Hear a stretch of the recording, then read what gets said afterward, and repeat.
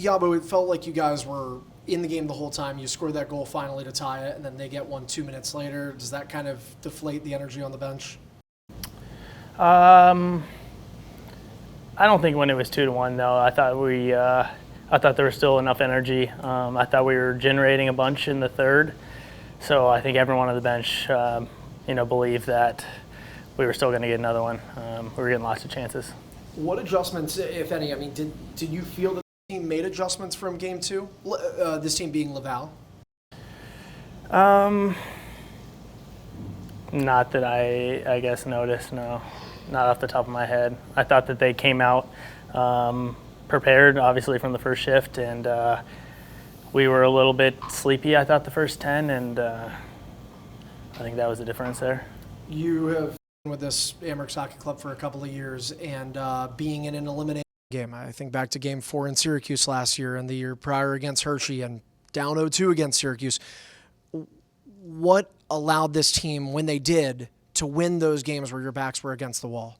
I think there's always a bit more desperation. Obviously, next game season's on the line.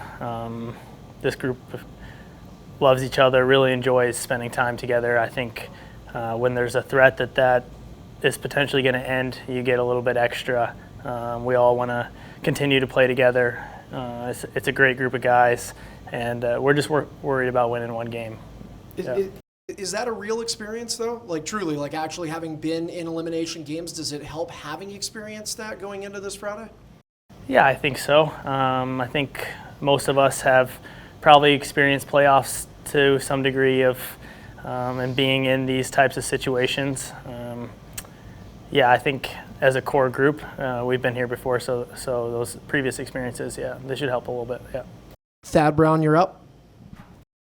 Mason, you said that you still felt there was energy after that second goal, that first Laval goal in the third period.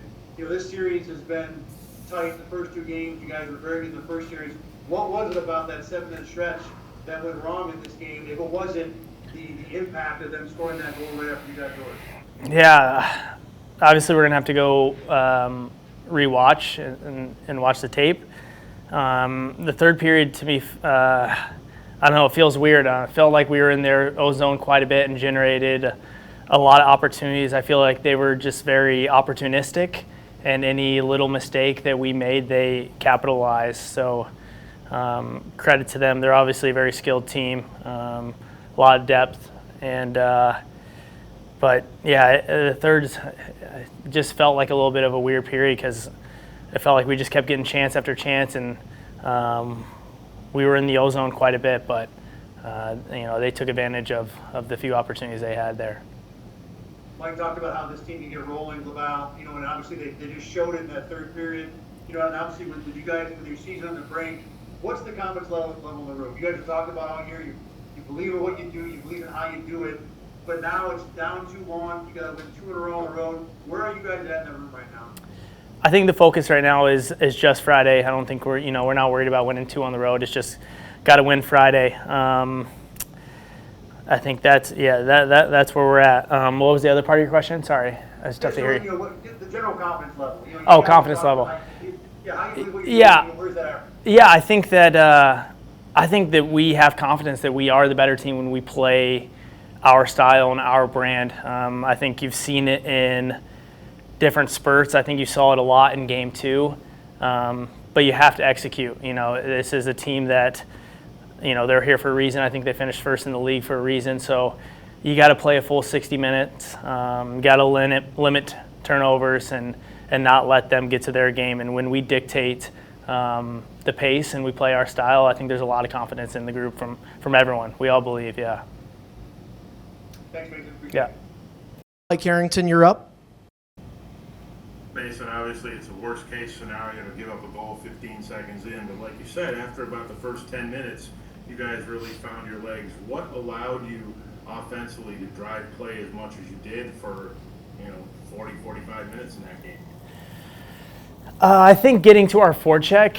I think when we try to complicate things through the neutral zone, they clog things up, and pretty good in transition. They can make you pay when you don't keep it simple through the neutral zone. I thought when we got pucks behind them and forechecked, and F2 got in there quick and really helped that we made it tough on their D and caused some turnovers. And then obviously we're pretty elite when we get our O-zone going.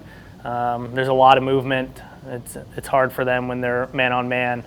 Yeah. And Ruzak obviously has been a key for you guys. What's it like to see him, play as he is, but now, put the puck in the net 2 games? Yeah. Obviously, Ruz isn't really known as a shooter, but that was, he's been lights out these last 2 games. Huge part of our success. It was a big time goal tonight. I know things didn't come out the way we wanted, but yeah, that was big time, big moment. So yeah, he's been really good for us. Thank you, Mason. Yeah. Kevin O, you're up. Mason, how many, it's 1-0 through 1, it's 1-0 through 2.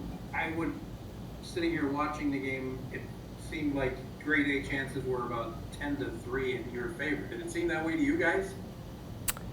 Yeah, I think it felt like that at times. I thought we controlled it a lot in the O-zone and really generated some good looks.